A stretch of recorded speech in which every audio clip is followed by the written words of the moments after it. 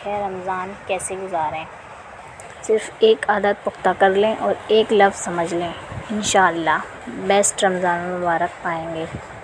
اللہ سے قریب ہونے کا مہینہ ماہ رمضان، اس پر ڈھیروں کتب اور لیکچرز مل جائیں گے، لیکن نیکیوں کی فقط تعداد ہی تو نہیں بڑھانی بلکہ اخلاص کے ساتھ شریعت کے عین مطابق نیکیاں کرنی ہوتی ہیں، وہ بھی اپنی استطاعت کے مطابق۔ جیسے کہ نماز پڑھنی ضرور ہے، بیسٹ کوالٹی نصیب ہو تو کم از کم کمتر پر تو نہ جائیں، وہ مقبول کیسے ہوں گی؟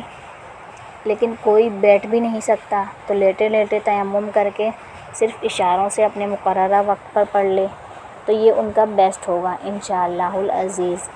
یعنی آسانی کو اپنائیں کہ اللہ تعالیٰ مشقت میں مبتلا کرنا نہیں چاہتے، ہرگز ہرگز بھی نہیں۔ اس لیے شیطان کو بھی بند کر دیتے ہیں کہ وہ ذرا بھی رخنہ اندازی نہ کرے۔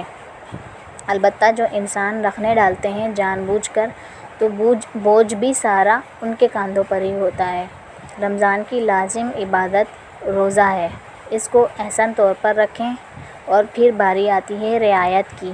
جو بھی عذر جن کی وجہ سے روزہ نہیں رکھ پا رہے، خصوصاً خواتین جو ولادت و رضاعت کے مراحل سے گزر رہی ہوں، دل چھوٹا نہ کریں، ابھی اللہ تعالیٰ نے بہترین محاذ پر آپ کو تعینات کیا ہے، آپ اس پر توجہ دیں، روزے کا فدیہ ادا کر دیں، اس نیت کے ساتھ کہ زندگی میں موقع ملے گا تو ضرور قضا بھی ادا کر لیں گی۔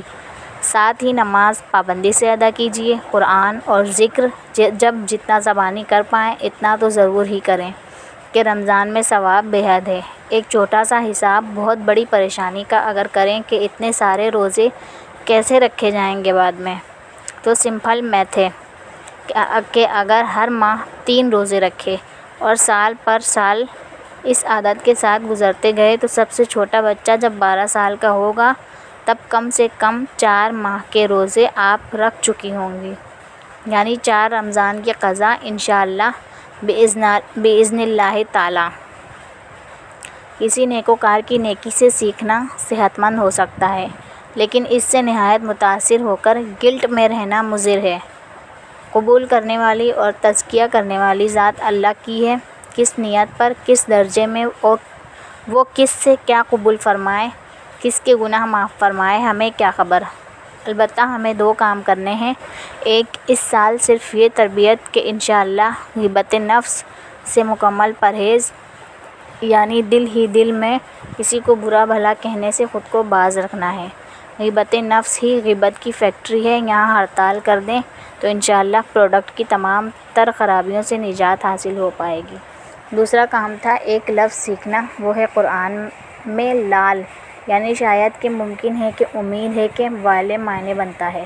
بس اس پر غور کر لیں کہ اللہ تعالیٰ اپنے کلام میں اس کے ساتھ کیا فرما رہے ہیں اور ہمیں اس علم کے ساتھ عمل کرنے کو کون سا لائحہ عمل تیار کرنے کی اشد ضرورت ہے۔